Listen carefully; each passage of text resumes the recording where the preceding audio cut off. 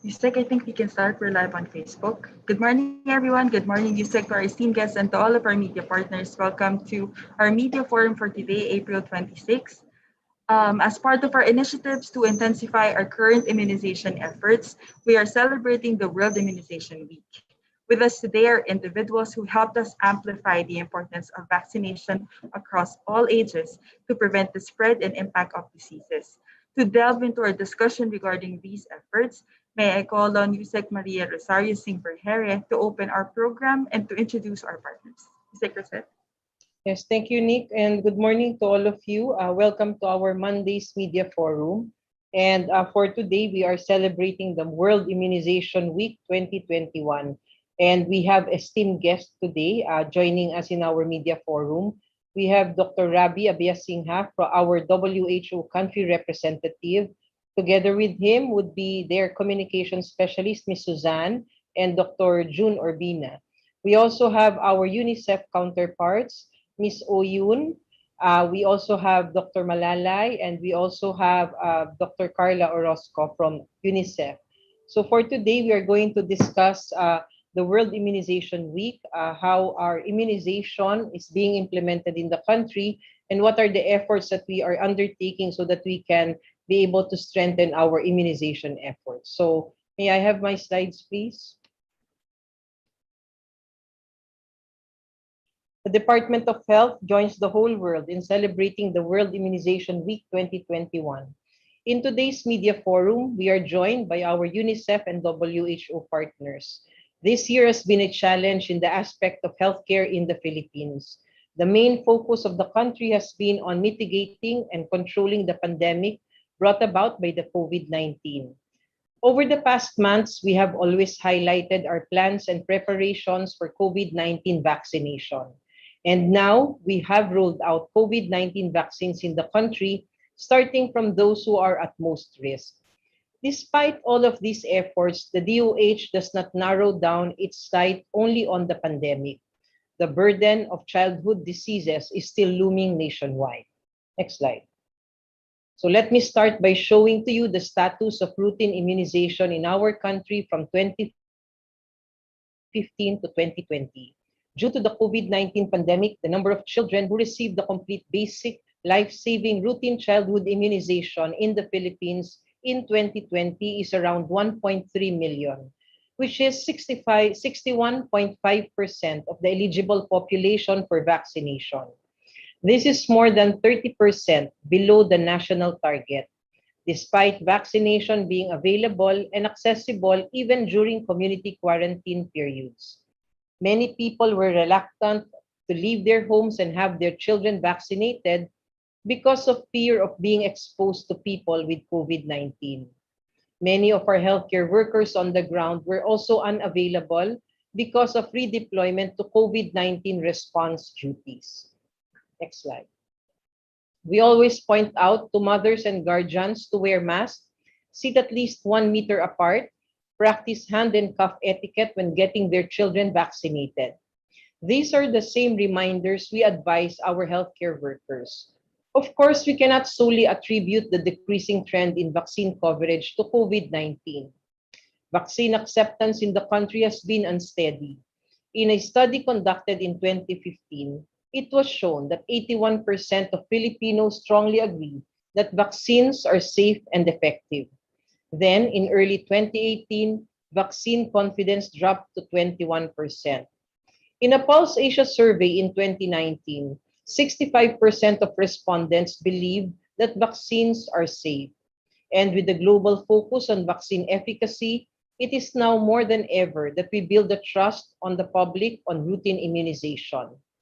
This week, we have collaborated with different partners to bring you a series of online activities such as media fora, engagement events for parents, and ceremonial recognition of our heroes who work tirelessly in inoculating children, adolescents, and adults with appropriate vaccines. This is just the beginning of ramping up our public health messaging for the routine immunization. Next. It is notable to mention that the Philippines is one of the few countries that still continued with its efforts for supplemental and routine immunization campaigns in the middle of the pandemic. The Sabayang Patak Contra Polio is a continuation of the 2019 polio campaign in response to the polio outbreak in the country. Originally scheduled to start on April 2020, the Sabayang Patak commenced on July 2020, which has successfully vaccinated more than 2 million children less than 5 years old in Central Luzon, Cavite, Laguna, and Rizal. Next slide. Aside from the Sabayang Patak Contra Polio, the Philippines was also able to conduct its Chikiting Ligtas campaign against measles, rubella, and polio. This is to fill the immunity gap in the most vulnerable age groups against these diseases, preventing another outbreak to ensue. The campaign was divided into 2 phases. Phase 1 was held last October to November 2020, which covered most of Luzon regions and the whole of Mindanao. Phase 2, which included the National Capital Region, Central Luzon, Calabarzon, and the Visayas, was recently conducted in the first quarter of 2021. Next slide. Chikiting Ligtas was able to vaccinate more than 8.5 million children aged 9 to 59 months old with measles, rubella vaccine. That is equivalent to 90.3% of the eligible population. Whereas the campaign was able to reach 87.4% coverage for oral polio vaccine, corresponding to more than 6 million children less than 5 years old. Similar to the COVID-19 response, the DOH engaged with other national agencies, local government units, development partners, private sector, and other stakeholders in conducting these vaccination campaigns. Such proved further that the whole of nation, whole of society, and whole of government approach leads to a successful implementation of a program. Next slide. Vaccines brings us closer to a world where no one suffers or dies from a vaccine-preventable disease. The vaccines that are used in routine immunization had been backed up with decades of research and established system of delivery and monitoring. Salamat sa mga bakunang ito dahil ngayon, bilyong-bilyong tao sa buong mundo ang namumuhay na ligtas sa mga sakit tulad ng tigdas, beke at polio. The Department of Health hopes for a long-term support for immunization from our key partners, the local government units, media partners, and the public in order for us to ensure resilient immunization system. Thank you very much. Over to you, Nick. Thank you, Secretary, for your presentation with regard to the National Immunization Program of the Department of Health. We'll now open the floor to the presentation from the WHO representative, Dr. Rami. The floor is now yours. Can I have my slides, please? Magandang umaga sa inyong lahat. Good morning, Undersecretary Maria Rosette Vergere, my friend and colleague, Unicef representative, Oyun Deventerov, friends and colleagues from DOH, Unicef, and other partner agencies. It is a great pleasure for me to be joining you today to celebrate the beginning of the World Immunization Week 2021. When I first learned of the theme for World Immunization this week, I thought this is an interesting theme. At a time when our COVID-19 prevention guidance advises people to keep their distance, we talk of vaccines bringing us closer. But the more I thought about it, the more I realized that vaccines do bring us closer. Next slide. Maybe even an especially appropriate theme for this year of 2021. Last year, there were no COVID-19 vaccines. Now we have taken a step forward with safe and effective vaccines. We view the vaccines as an integral part of the tools addressing the COVID-19 pandemic. So we believe that while ensuring compliance with all the COVID-19 minimum public health standards and rolling out the vaccines, we will be able to defeat the COVID-19 pandemic and that would surely bring us closer together. Thanks to the immunization programs today, billions of people live healthy lives and are protected from vaccine-preventable diseases like polio, measles, and diphtheria, which have been particularly challenging in the Philippines in recent years. There are many ways by which vaccines bring us closer. I'll highlight some of them. Next slide, please. Vaccines have brought us closer through our shared goal of protecting the children and the people of the Philippines from deadly vaccine-preventable diseases. A major outbreak of polio started in the Philippines in 2019, and we faced the threat of further spread of this potentially deadly disease even as COVID-19 came onto the scene. At the same time, the Philippines was also on the verge of a large measles outbreak, threatening the lives of our children. Multiple vaccination campaigns were launched with heroic efforts on part of healthcare workers, community leaders, policymakers, and government leaders. A nationwide vaccination campaign is always a challenge. It takes a huge toll on countries' resources. But what the Philippines accomplished in the past year is indeed a staggering feat. Conducting simultaneous and successful large-scale vaccination campaigns against polio and measles in the unprecedented context of the COVID-19 pandemic. With the determination and strong leadership of the Department of Health, we have demonstrated how standing together with a strong focus on our shared goal can turn a seemingly insurmountable challenge into a remarkable achievement. Next slide, please. The numbers of vaccinated children during the measles, rubella, and oral polio campaign, or the Chikiting Ligtas, in October 2020 to March this year are commendable. Health workers were able to vaccinate 8.6 million children with measles rubella vaccine and 6 million children with oral polio vaccine, while concurrently dealing with the COVID-19 pandemic and with 3 simultaneous back-to-back typhoons that affected the country, including the strongest typhoon to be reported last year. While these are impressive numbers, let us not forget the number of extraordinary people who supported each child's journey to vaccination. A loving parent, dedicated health workers, supportive local leaders, and generous and committed partners. Next slide.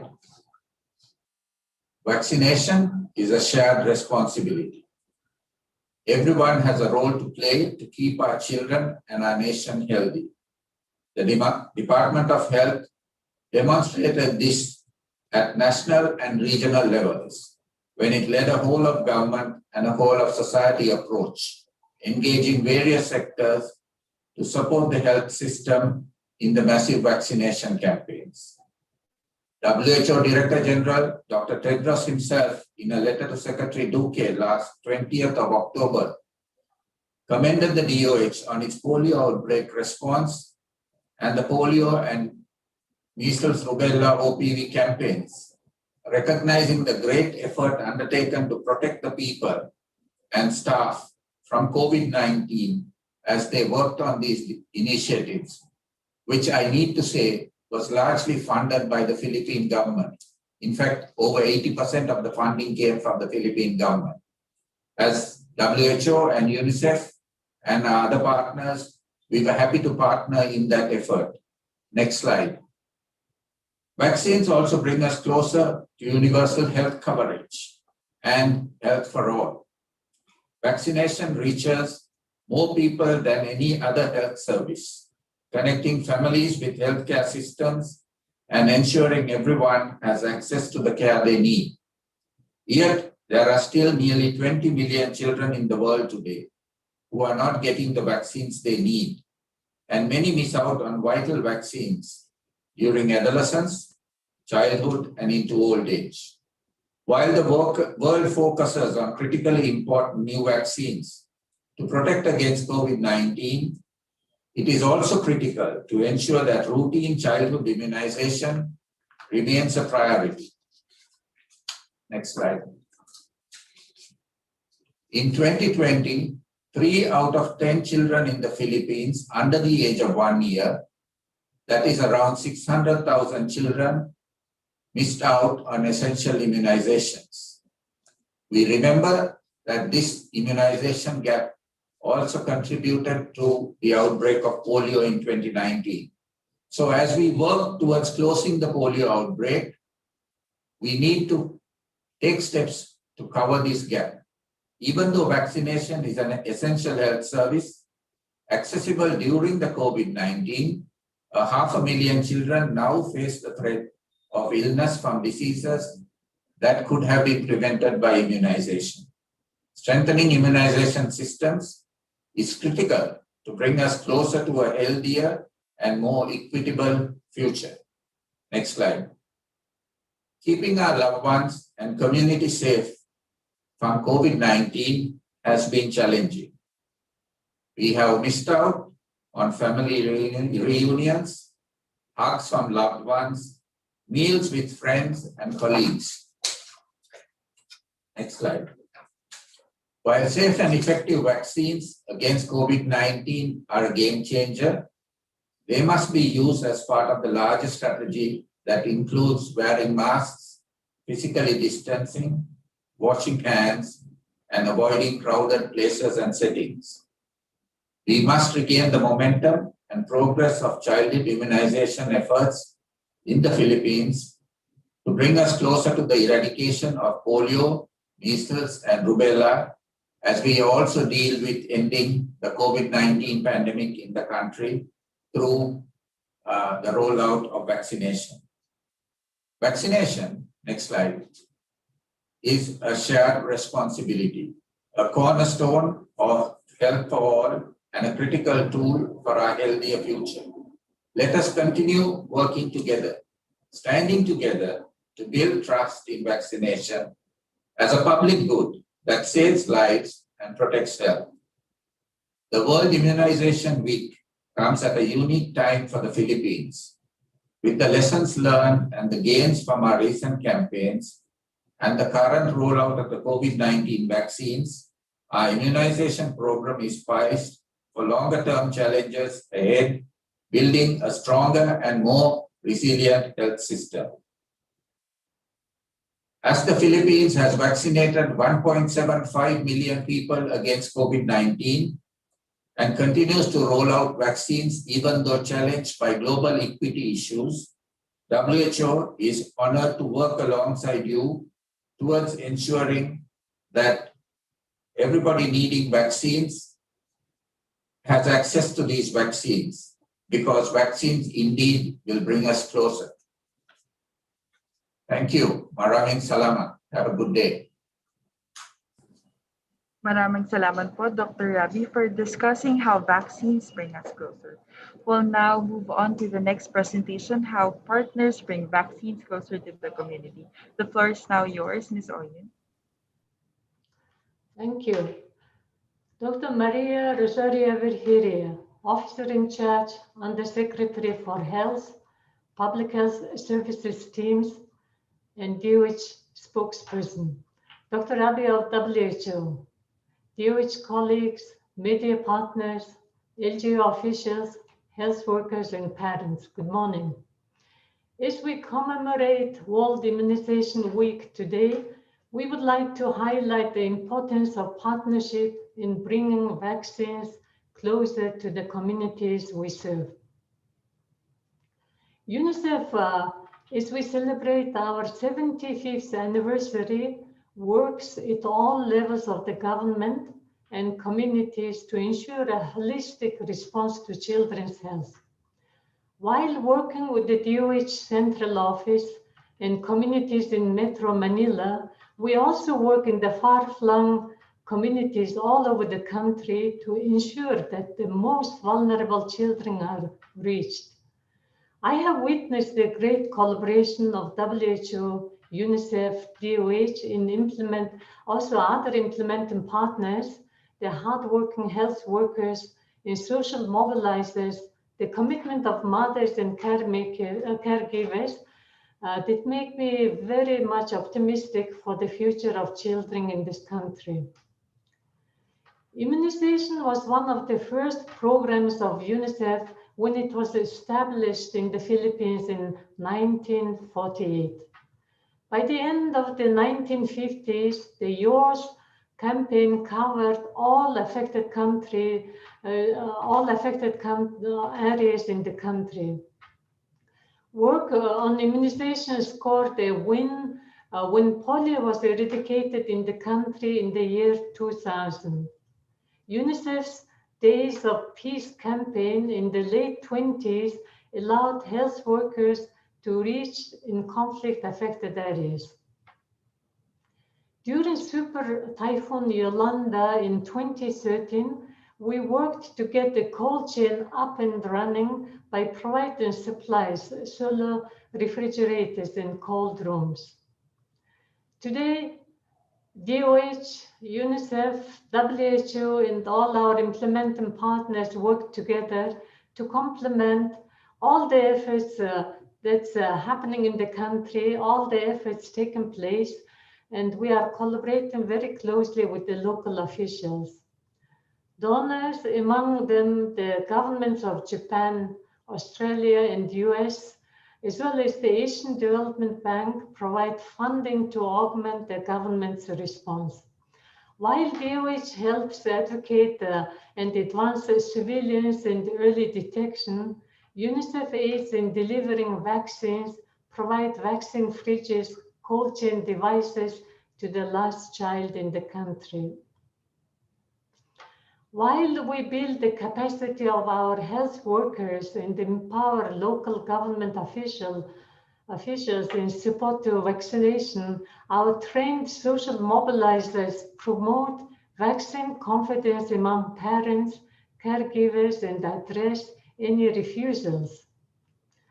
This is complemented by the efforts of media, religious leaders, youth advocates, and influencers in the community to spread the message about the importance of vaccination for children, adolescents, and women.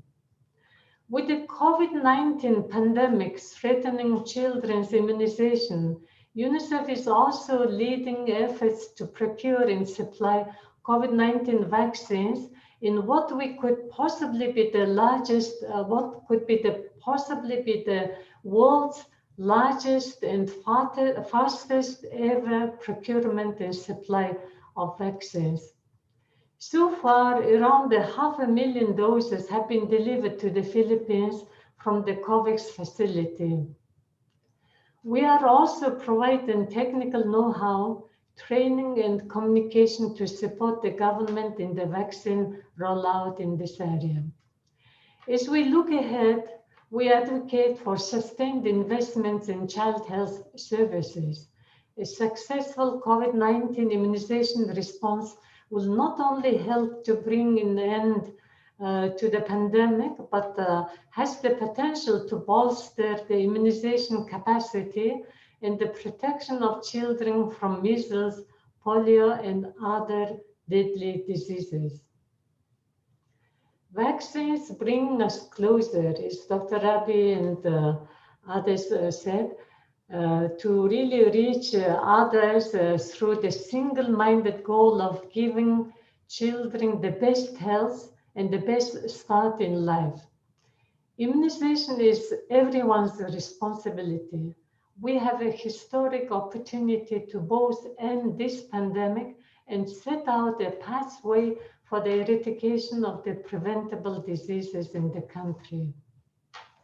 But this requires a collective effort to reach every child and community with vaccines and health services to continue taking key preventive measures and have confidence in the life-saving power of vaccines. I would like to end this presentation with a quote from Dr. Paula of Fabella Hospital, one of the recipients of vaccines from the COVAX facility, who said that overcoming the pandemic is a shared responsibility. We at UNICEF remain committed to all of you, to children in the country, and then looking forward to our continued collaboration. Maraming salamat po.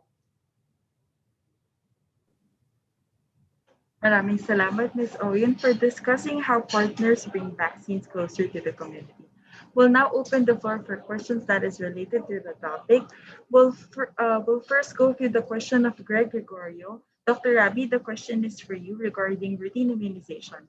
Do we have enough vaccinators for the routine immunization while having the vaccination efforts against the pandemic?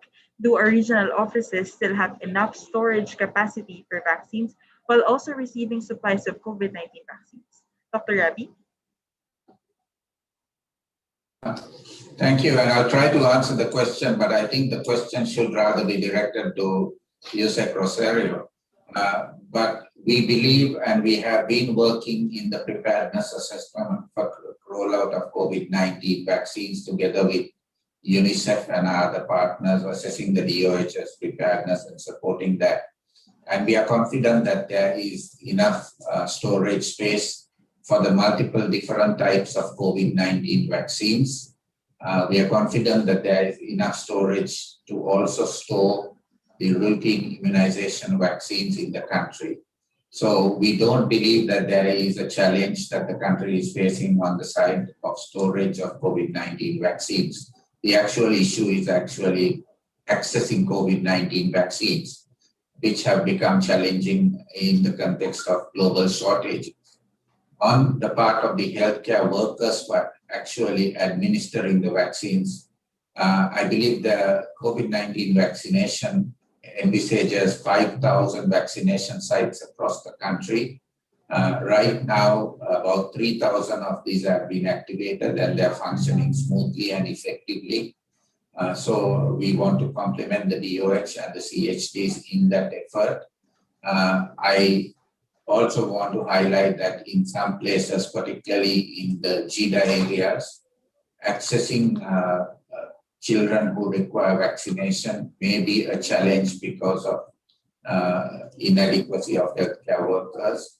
But through a whole of government approach, through partnership with our important partners and stakeholders, UNICEF, Rotary, other partners who are supporting the vaccination, we have been able to achieve high coverage in the Patak contra Polio campaigns and also in the MRSIA campaign. So we have demonstrated that even though challenged by COVID-19 and other environmental disasters, we can achieve high coverage, and it is imperative that we do everything in our capacities to maintain these high coverages and ensure that in the first instance we close the polio outbreak and then maintain high routine immunization so that we protect all the children from vaccine preventable diseases and also effectively roll out the COVID-19 vaccines. Thank you. Maraming salamat, Dr. Rabi. Yusek Rosette, would you like to also add to the question of Greg as to if we have enough vaccinators for the routine immunization while having vaccination efforts against the pandemic, and if our regional offices have enough storage capacity for vaccines? Yusek? Yes, thank you, Nick. Before we started receiving the supplies for COVID-19 vaccines, government made sure that there is this separate storage facility for our COVID-19 vaccines, both at the national level and at the regional level. So the government has pre-positioned specific equipments and facilities so that we'll be able to have this separate, or we can preserve the storage capacity for our regular immunization or vaccines and the COVID-19 vaccines. As to the vaccinators, as what Dr. Rabi has mentioned, this is some form of a challenge for the Philippine health system because both our workers, our healthcare workers, are both catering to the COVID and the non-COVID response. Even though we were able to identify those healthcare workers that will be managing for COVID and those that will be managing non-COVID, these are still the same set of cadres that we have at the local level. So what we are doing right now is hiring more healthcare workers. We are also partnering with the private sector so that we will be able to expand our capacity for this COVID-19 vaccination while preserving the capacity for the non-COVID vaccination. So in the coming days, we will hear about the private sector and the DOH's collaboration when it comes to COVID-19 vaccination. And hopefully we will be able to have that kind of reserved cadre for the non-COVID activities or services that people may need from the Department of Health and the local government units. Thank you, Secretary. From the question of Red Mendoza, Dr. Rabi, this is for you po. What do you think the country needs to do to allow more children to be immunized against polio and measles and rubella? As I already mentioned during my presentation, the country was able to achieve impressive levels of coverage. However, we still remain concerned about the fact that there are many unreached children, both in rural areas of the country and in the highly urbanized cities. So there is a need for DOH and the DILG counterparts, the local government units, to ensure that there is adequate access to vaccines.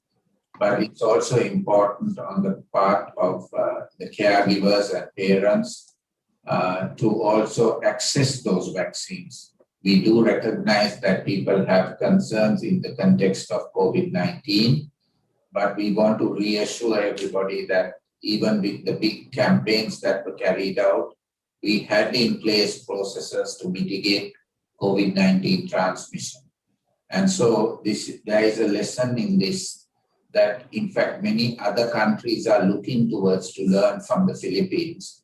And we have to have confidence in what the country has achieved. And our message this time to the parents and caregivers is to access those vaccines and protect your children from vaccine-preventable diseases. The World Immunization Week is an opportunity for us again to re-emphasize the message that we can protect children from vaccine-preventable diseases. The vaccines we have are safe and effective. So please ensure that your children are vaccinated and protected against some of these vaccine-preventable diseases, which could actually be deadly in some circumstances. So we need to do everything possible to ensure that all children access these vaccines and they are fully protected. Thank you. Thank you, Dr. Rabi. To our Unicef colleagues, there's a question here.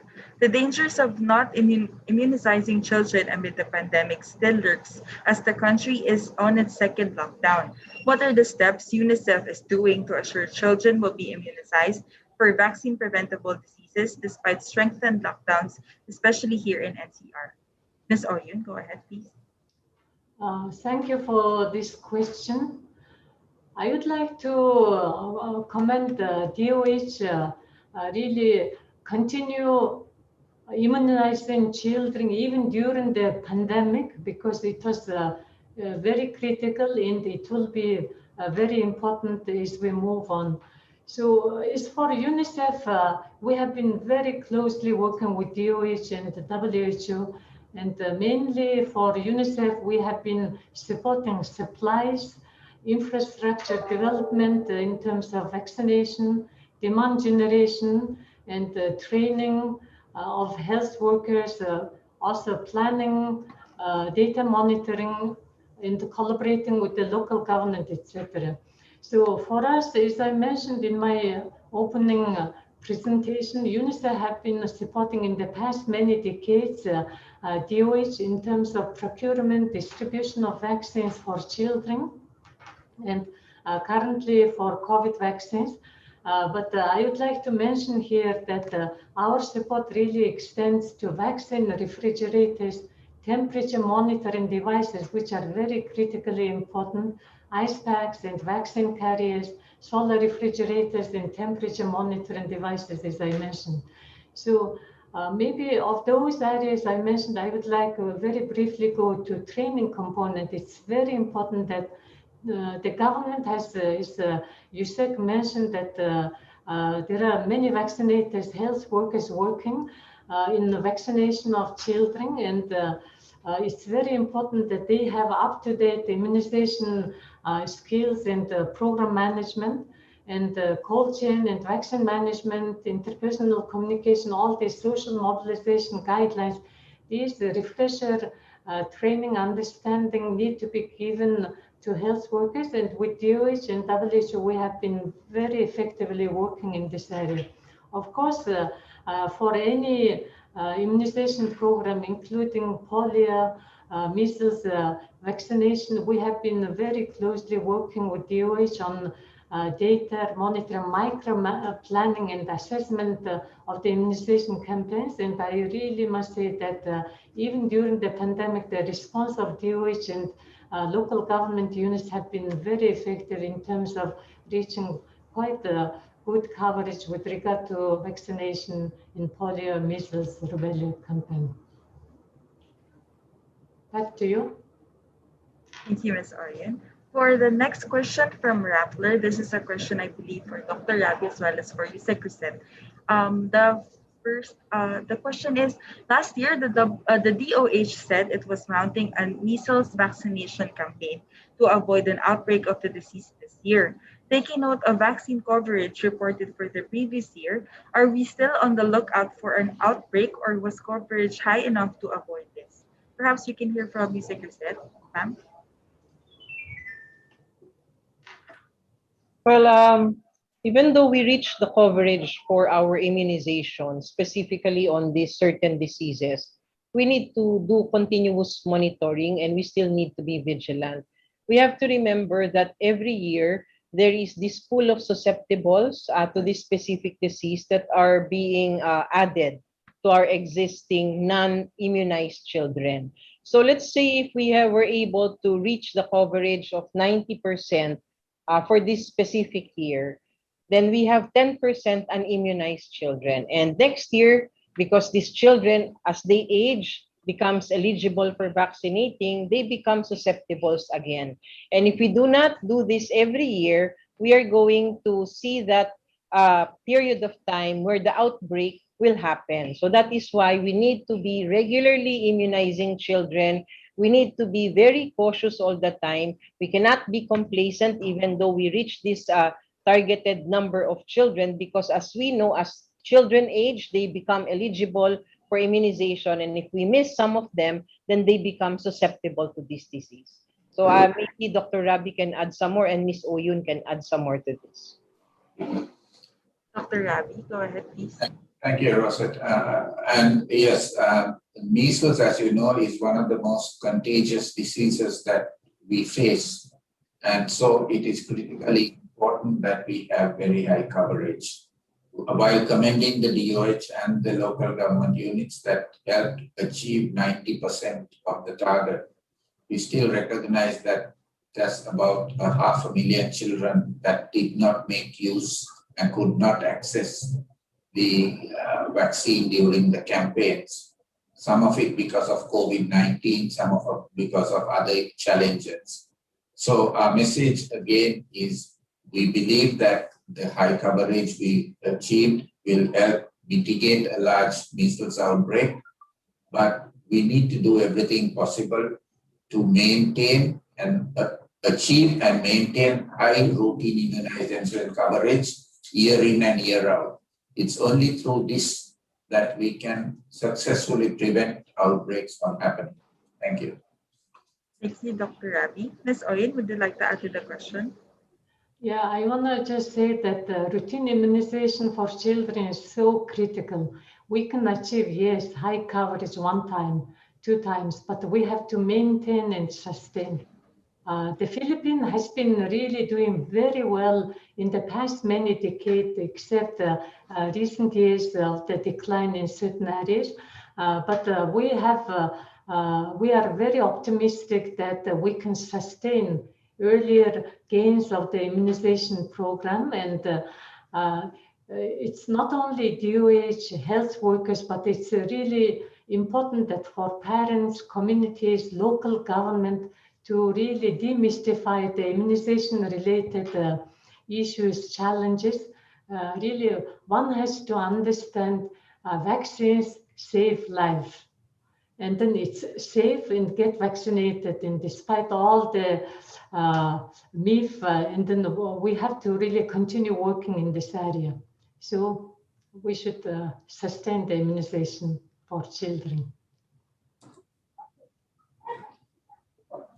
Thank you, Ms. Oyen. We have another question here from Aiko Miguel of UNTV. This is still for our Unicef colleagues. What are the challenges we're still seeing in the delivery of vaccines for children in far-flung areas in the Philippines? Is that question to me? Yes, Ms. Oyen. Yeah. As I said, that the immunization is actually a quite comprehensive framework and infrastructure. And the government, the country has actually infrastructure in place. And the shipment, vaccine deliveries from DOH is really distributed to the region, and then from the region it really reaches. And our joint effort is really to make sure that far-flung communities receive these vaccines, and we do monitor whether they have stocks in place, whether they run out of these the vaccines, and then we take, in case of stock out, in case certain areas do not receive in time, we have a system to monitor, and I believe in the system, but we need to continue working, make sure that these systems continue functioning. Of course, there are areas that we need to improve, but high coverage means that far-flung communities do receive vaccines to vaccinate children. Thank you, Ms. Oyun. I believe those are all the questions we can accommodate for our guests for this morning. Perhaps we can ask for a reminder or a message to the public from our guests. We can start from Dr. Rabi and then Ms. Oyun. Thank you, Nick. So our message on this World Immunization Week is that vaccines are safe. Vaccines do save lives. Let us work together to access those vaccines that are provided through the Department of Health and the local government units, so that we as parents and caregivers can protect our children from vaccine-preventable diseases. We can do this. This is important, especially important in the context of COVID. So let us all partner together to protect all our children. Thank you. Thank you, Ms. Oyun. Thank you very much. I would say the same from UNICEF. Since we have many of the media colleagues here, my plea to media would be, if you can convey this very important message that vaccines are safe, vaccines save lives, and then we need to demystify misinformation around the vaccine safety to the communities, to people in the country. Please do convey this very strong message through your channels in media. And secondly, I would really reach out to parents, communities. When routine vaccine schedule is out there, please take your children to get vaccinated. Thank you very much. Thank you to our guests for gracing the media forum in relation to the World Immunization Week. Kisek Joseph. Thank you very much, Dr. Rabi and Dr. Oyun and the teams of WHO and UNICEF for being here with us to give information to our media partners and the public about immunization, how important it is, and our celebration of the World Immunization Week 2021. Thank you very much. Thank you, ma'am. Have a Thank good day. Yeah. Thank you, everyone. We'll now be moving on to the DOH questions, ma'am. If you're ready, we can Go start. ahead. From the question of Greg Gregorio from TV5, we have seen an 11% drop of the ICQ utilization in NCR over the weekend based on the Saturday and Sunday bulletin. Where do we attribute this development po? Is this now part of the effects of previous ECQ and the ongoing MECQ? Yes, Greg. No, so for now, we can see that we have expanded the beds for ICU, and specifically for this week, the Dr. Jose N. Rodriguez Memorial Medical Center, or the Tala Hospital, was able to convert their some of their isolation beds into ICU beds. That's why we were able to add this as part of our ICU beds, and we were able to have that decrease, no? Kasi medyo malaki yung naidagdag ng Tala Hospital na na-convert nila into ICU beds. Aside from that, we can see naman na the cases are declining, although we can still see that challenge in our hospitals right now. So pag ganito, tinitignan natin yung effect ng ECQ and MECQ, not just on the healthcare utilization, but also on the number of cases, the R0, and also the response of government to sa local side natin. Thank you, ma'am. From Red Mendoza of the Manila Times, with the country approaching 1 million cases today, does the DOH dwell on the fact that if not for a strengthened response, hindi mapupunta ang Pilipinas sa ganitong level? Was it prudent for DOH to not do a stricter lockdown early on in the response? Parang magulo yung question, no? But what I can say would be it's not really DOH, no? It is the interagency task force. So we all know that at the start of this response, we were already able to activate the interagency task force, which comprises of the major government agencies dito po sa atin. And one of the initial things or initial decisions that they've had was for us to have that lockdown, diba? That was the ECQ then, which lasted for about 2 months. And I think if we did not do that, we will have more cases now compared to what we've had and what we are having right now. We are not saying that the system of the government is perfect or the system of the Philippines is perfect, but we are doing our best for us to be able to protect public health, for us to be able to expand health system capacity, and for us to be able to manage this kind of public health emergency. Thank you, ma'am. For the second question, what will the DOH do to prevent the country reaching the next 1 million cases? Sa tingin po ba ng DOH, hindi aabot ng 2 million ang total cases natin by the end of the year or next year? Well, that is our hope, di ba, Red? That is our very objective of trying to control the increase in the number of cases. That's why we are intensifying all of the things that we are doing, starting from the local level to the national level. We also are enjoining our private partners, development partners, and other stakeholders so that it's going to be a whole of society approach to respond to this. No? Hindi po kaya ng gobyerno mag-isa, kailangan natin ang tulong. No? So for us to be able to contain and prevent this kind of increase in the number of cases, whatever we are doing right now has to be doubled. So if we are expanding already our beds, our health system, we are trying to improve the different components of the health system, we have to double our efforts in doing that. Second, we have to double our efforts when it comes to the local government's response. So localized response is very important at this point. And what would be most crucial would be the strategies that they implement, yung prevent, detect, isolate, treat, and reintegrate. All of this has to be intensified so that we will be able to break the chain of transmission. Nick? Thank you, ma'am. Still from Greg Gregory, he has a long question po na Yusek. Some say US may not be able to achieve herd immunity immediately, even with supplies of COVID-19 vaccines more than enough for their population. This is mainly because of vaccine hesitancy. While they say here in the Philippines, we are having vaccine envy with having limited supply of vaccines. What is the DOH reaction to this?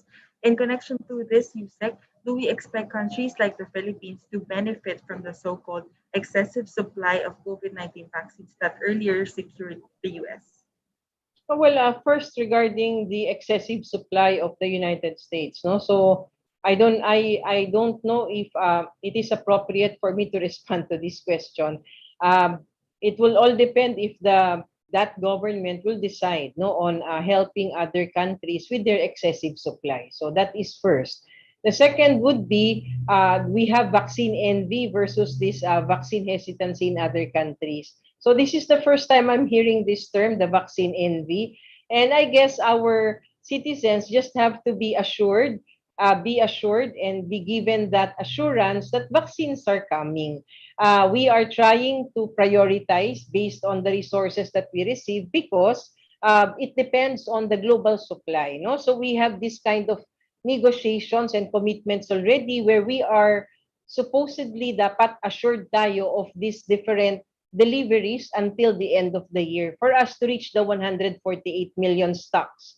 But unfortunately, as the months pass, we are receiving reports and we are observing that because of the supply constraints globally, we are having our stocks move to months or maybe next year, no? So meron ho tayong ganyang issue ngayon, but nevertheless, our vaccine czar, Secretary Galvez, is committing and assuring all of us that vaccines are still forthcoming. We just need to have our vulnerables be vaccinated first and then the rest of the population will follow. That is based on the objective na kailangan protektahan. We need to protect those who are vulnerable like the healthcare workers, senior citizens, those with comorbidities, before we can vaccinate the rest of the population. But let me assure you, government is working very hard so that we can get all of the supplies that we need and the rest of the population will receive their vaccines as well.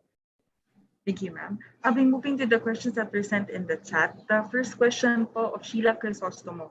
Meron po bang recommended standard home care package ang DOH para sa mga household? Ano po ang must-have now that cases continue to increase? Yes, Sheila, no? So this home care package is part of our efforts to be able to redirect patients going straight to the hospitals, patients who are panicking or having this kind of fear that when they stay at home because they have a mild case or asymptomatic case, they are assured that they have these kits, which we call the home care package. This is not just really about the kits, but it's also the system and the process that goes with it.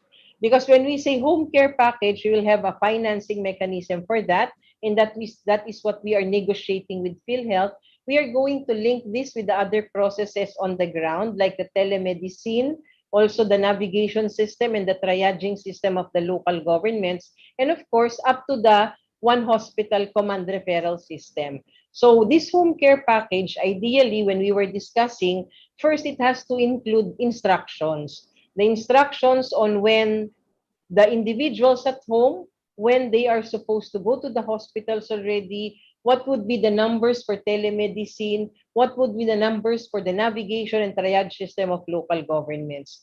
The second that we are including into this kit would be preventive equipments like masks. We also have alcohols or sanitizers. So they can also have face shields as part of that home care package, and disinfection chemicals, no, or disinfection, the common disinfection supplies that we provide like bleach and cleaning kit materials. Also in this package, we will be providing home monitoring kits like a thermometer, and maybe we are still trying to see if pulse oximeters would be feasible based on the budget that we have for this. So this would be a complete package together with vitamin supplements and also antipyretics or paracetamol for fever, these common medications. No? So all of these will be in one package. But again, let me just emphasize, this is part of a complete process, not just the kit, but also there would be a system and a process where they will be guided on how to use these kits. They will also be navigated on what facility they would need at that certain status of their illness. Nick? Thank you. Ma'am, from Jenna Balaoro, nag-uusap na po ba ang DOH and DFA sa posibleng travel ban sa India dahil sa new coronavirus variant na nakita roon? Yes, actually pinag-aaralan ngayon ng Interagency Task Force on COVID variants, etong sinasabing Indian variant. And nagkaroon na rin tayo ng initial discussion with the Department of Foreign Affairs. So they are just waiting for the recommendation of DOH together with our experts. Kailangan natin maintindihan, October of 2020 pa na-identify at na-detect itong tinatawag nilang Indian variant. And it has already been identified in other countries also, all over, no, in the world, no. So I think there are about 6 countries na ang merong na-identify. Dito po sa atin sa Pilipinas, we reviewed all of our records, pinag-aral din natin sa Philippine Genome Center. We have not detected yet this kind of variant across the 5,000 na sequence na po natin ng mga specimens dito sa ating bansa. So we will give information as soon as the recommendations are out from our experts, and DOH will recommend to IATF. Thank you, ma'am. From Aiko Miguel of UNTV, according to Secretary Galvez, the government aims to achieve herd immunity in areas with high attack rates, specifically in Metro Manila, by October or November. What strategies are we doing to make this possible? Will you recommend to focus the distribution of vaccines in NCR Plus in the coming months? Well, this is actually part of the strategies being employed by our vaccine czar together with the vaccine cluster and DOH. And this is one of the recommendations that, because in other countries, what they do is really doing herd containment, no? As what we have discussed during our meeting with the private sector and Secretary Galvez and Secretary Duque, the main objective is to do containment or herd containment in a specific area where there is a lot of cases. So pag tinignan po natin ang ating datos, ang atin pong datos, 50% of all of the cases happening for COVID-19 are all in the National Capital Region plus the bubble area. So pag tinignan ho natin, experts are recommending that we focus our vaccination on this specific area so that it can help to reduce the number of cases, break the chain of transmission. So these strategies are being discussed right now. And ang isa sa highlights ng strategies na to would be mega vaccination sites, also the help of the private sector for free, at magtutulong-tulong po tayo kung paano po tayo makakarating dun sa tinatarget natin na according to the targets would be by November of this year. So it will all depend on the supplies also, but the agreements and the discussions are ongoing at magbibigay po tayo ng information in the coming days. Salamat po, ma'am. From Lay Alves of GMA News, Secretary Duque was quoted as saying that MECQ should be continued for another week or 2. Is this the official DOH position po? Well, as what Secretary Duque has mentioned, no, kasi we've met already with our experts, we've met with the group wherein the experts were able to give us the estimates and the forecast, no?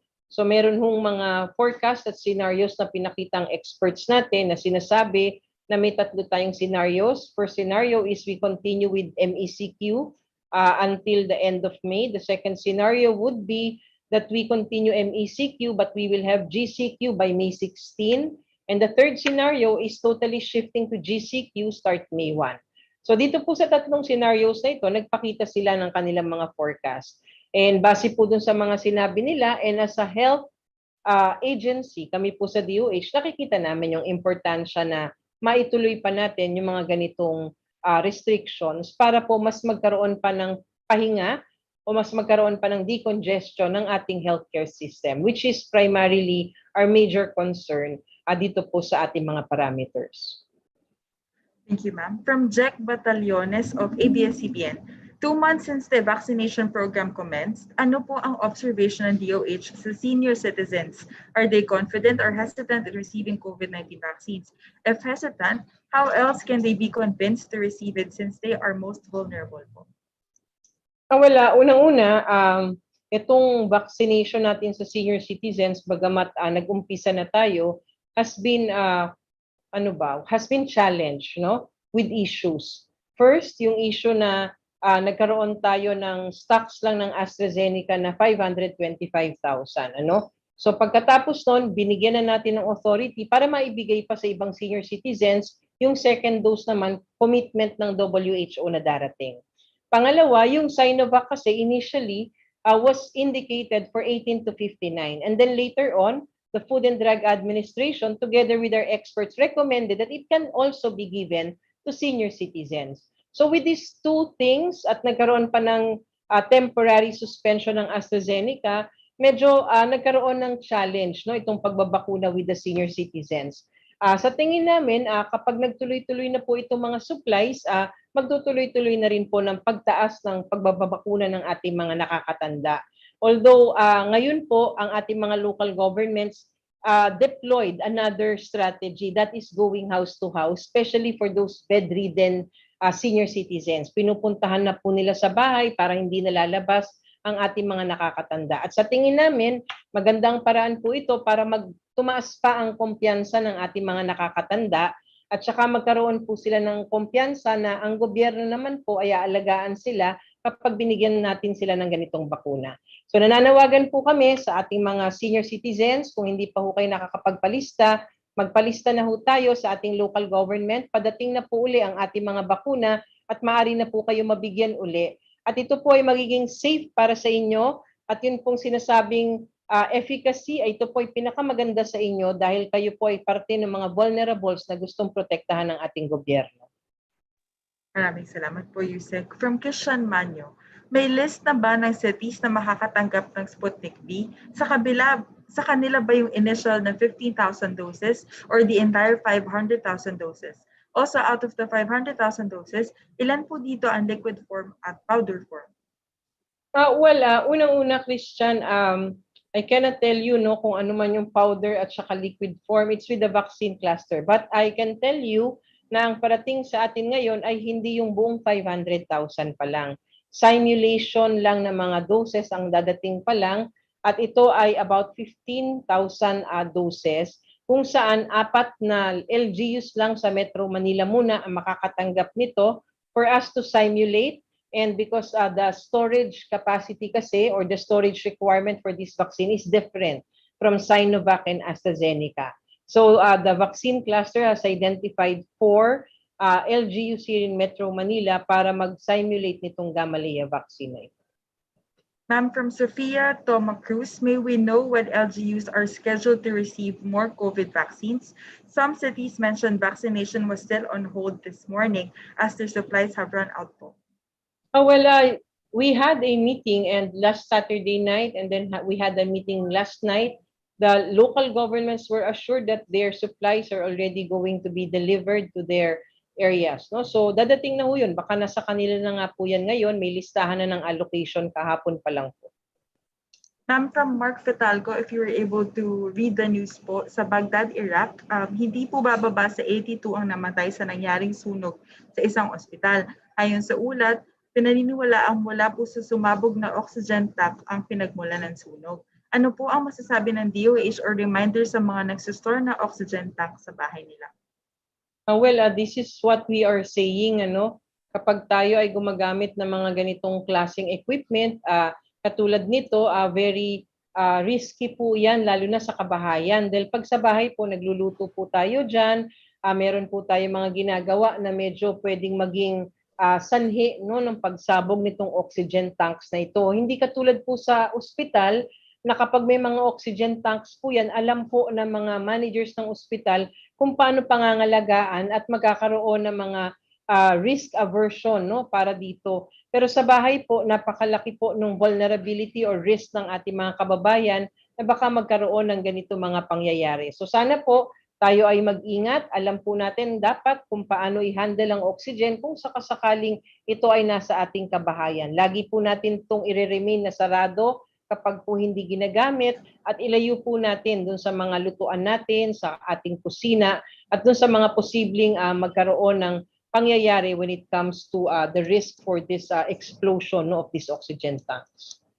Thank you, ma'am. Still from Mark Fetalco po, ano daw po ang reaction ng DOH sa committee approval ng House Bill 6995 or the act providing for the stockpiling of strategic and critical drugs and medicines, vaccines, devices, and materials for public health emergencies, creating for the purpose the Health Procurement and Stockpiling Bureau under the Department of Health? Saan naman yan sa ginagawa natin during times of public health emergencies? Hindi lang sa ngayon, pag nakikita nyo po, pag nagdi-disaster tayo, agad-agad nakakapagbigay ng tulong ang Department of Health kasi nagsa-stockpile po kami ng mga essential na mga gamot, essential na equipments, essential na mga supplies dahil kung sakaling dumating ang isang sakuna, ang isang disaster, handa po ang Department of Health na magbigay ng ganitong serbisyo. So meron po kami ngayon dito sa Department of Health na Bureau po for Procurement and Logistics Management. So kung ibibigay po na rekomendasyon ito ng ating mga legislators and then siguro ho mas maiaayos natin kasama yung rekomendasyon na yan. Aantayin na lang po natin yung mga ibang detalye nito.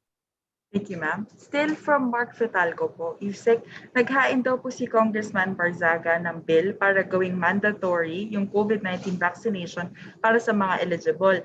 The COVID-19 Vaccination Program Act of 2021 shall be mandatory for persons as may be determined by the DOH and shall be given for free at any government hospital or health center and as provided in RA 11525, provided that inoculation must at all times be science and evidence-based. Ano daw po ang reaction ng DOH dito? Well, unang-una, pinag-usapan yan. Nung bago tayo mag-umpisa ng ating pagbabakuna ng COVID-19, isa yan sa mga pinag-usapan ng ating mga higher officials, whether to make this mandatory or to just have it voluntary. And it was part of the decision was based from the principles that we adhere to based on WHO and SAGE recommendations, that this should purely be voluntary. It is the right of a person to decide on his own if he shall receive or will not receive the vaccine. Alam po natin na meron po talagang obligasyon ngayon ng bawat kababayan natin. This is what we call moral obligation, na kung tayo ay magpapabakuna, hindi lang po yung sarili natin ang iisipin natin, kung hindi yung mga mahal natin sa buhay, community, and the whole population, because we want to achieve herd immunity. But at this stage, or this period of the phase where these vaccines are still at that developmental stage, we cannot mandate people to accept these vaccines because it is still not really completed yet. Ang sa atin pong ina-adhere na prinsipyo ngayon, the benefits outweigh the risk. That's why we are offering it to our population. But it will be their right to decide kung sila ay tatanggap o hindi tatanggap nito base sa pagkakapaliwanag po natin sa kanila. Salamat po, Yusek. Ma'am, from Aiko and Raul Dancel, asking related questions po. According to researchers in Singapore, a type of antiseptic throat spray as well as an oral drug usually prescribed to treat malaria and arthritis have been found to be effective in reducing the spread of COVID-19 in high transmission settings. Are we considering this to be used in the Philippines daw po? Lahat naman ng mga bagong mga ganyan, Raul, dumadaan yan dun sa ating Living CPG group. Siguro narinig nyo na po ito. Ito po yung mga iba't ibang medical societies dito sa ating bansa, pagkatapos kasama ang Food and Drug Administration at saka DOH. Lahat po ng mga bago ay pumapasok sa kanila based on the different studies done across the globe. Pinag-aaralan nila lahat yan. At kapag merong value ang isang technology like what you are saying right now, yan po ay pwedeng i-rekomenda ng DOH para gamitin. Pero let me just remind you, itong tinatawag nilang spray na ito yung merong hydroxychloroquine at saka yung isa pang parte, o yung sinasabi nating para sa arthritis. Pero natatandaan natin yung hydroxychloroquine po, kasama yan dati sa Solidarity Trial na ginawa ng WHO, for which pinatigil na po natin because hindi po sila nakakita ng major or positive effect para sa ating mga kababayan. So kailangan antayin muna po natin ang ebidensya at saka rekomendasyon ng experts bago tayo gumamit ng mga ganitong mga technologies. Thank you, ma'am. Ma'am, last question na lang po for today in relation po to home care issues. Mag-release daw po ba tayo ng guidelines regarding this? When might people be able to get these home care kits? How can this be accessed daw po? Initially, magkano po ang budget na kailangan for home care package and yung distribution daw po na home care kits? Yes, so pinag-finalize pa lang natin ang usapan. Sa Friday po, may meeting na kami with PhilHealth and the other units of DOH concerned dito po sa sinabing home care package na to. We will give further information pagkatapos nito. Ma'am, from Gregorio, Okta Group insisted that we are now seeing a decline in the number of cases and this is not an artificial decline. May we get the DOH reaction po on this? That's right. No, hindi po to artificial decline. Katulad ng sinabi ko sa inyo nung Biyernes, yung pagkakakompute po ng 7-day moving average, na-eliminate po natin yung factor na by Monday and Tuesday, meron tayong artificial decline in cases because of non-operational labs. So yun pong ating decrease in the number of cases compared to last week. Ang 7-day moving average last week was 10,800 plus. Ngayon po, ang 7-day moving average natin for this week was 9,500. So yung decline po ay hindi artificial and tama po yung sinabi ng Okta na hindi po to kasama dun sa artificial, no? Because as I've said, we computed it to remove that bias na pag Monday at Tuesday nga po ay nagkakaroon tayo ng pagbaba because of non-operational lab. So bumaba po, pero ang sinasabi nga po namin, huwag tayo maging complacent kasi bumaba nga man po ang 7-day moving average, pero yung pong average daily attack rate ng halos lahat ng local governments natin sa Metro Manila ay mataas pa rin po. Nandun pa rin sila sa 19 to 55 number ng cases per 100,000 population sa araw-araw. Last question na lang po for today from Lay Alves as well as from Caroline. Ano daw po yung scenarios na inilatag ng experts regarding MECQ and GCQ scenarios? Yung tatlo pong nabanggit kanina, Yusek, as well as ano po yung sinasabi sa forecast? Ano po ang difference sa cases if magiging GCQ and if itutuloy sa MECQ po? I don't like to preempt. No, we have a meeting today at 2 p.m. With the data analytics group of IATF. What I can tell you, syempre, alam naman natin kung magbababa or magli-lift tayo ng restrictions, alam natin na medyo tataas ang mga kaso. Alam natin, pag tinuloy natin ang ganitong MECQ or ganitong restriction, magsa-stabilize tayo. So yun lang, no? So pero hindi ko pwedeng ibigay pa sa inyo ang mga full details dahil pag-uusapan pa lang po ng buo mamayang hapon. So baka sa Wednesday pag nag-usap tayo, we already have that kind of information. Thank you po, Yusek. I think on that note, we can end the briefing. Ma'am, if you have any reminders po to the public through the media partners po. Yes, we just like to thank, of course, Ms. Oyun from Unicef and Dr. Rabi from WHO and their teams for willingly joining us in this media forum and encouraging everyone to come together in support of our vaccines. So nais po namin iparating na patuloy po ang kilos ng inyong gobyerno upang tiyaking ang pagpapatuloy ng paghatid na dekalidad na serbisyo pangkalusugan sa lahat po ng nangangailangan. Sa kabila po nito, nananawagan pa rin kami ng pakikiisa at mahigpit na pagsunod sa minimum health protocols. Ang kaligtasan po nyo ay kaligtasan din ng inyong pamilya at kaligtasan ng buong komunidad. So sa linggong ito po, nakikiisa po kami sa bansa sa pagdiriwang ng World Immunization Week 2021. Matagal na po nating alam na mabisa at ang value ng mga bakuna sa pagtitiyak na mataas po ang estado ng pampublikong kalusugan. Kaya't ngayong World Immunization Week ay makikiisa po tayo sa pagtitiwala sa siyensya at ebidensyang sumusuporta sa ating mga bakuna. Magkaisa po tayo sa pagiging kampyon ng ating mga bakuna tungo sa ligtas na pagtigil ng mga peligro ng pandemya ng COVID-19. So with that, I'd like to thank all of you and thank you again, Ms. Oyun, Dr. Rabi, and thank you, Nick. Thank you, Yusek.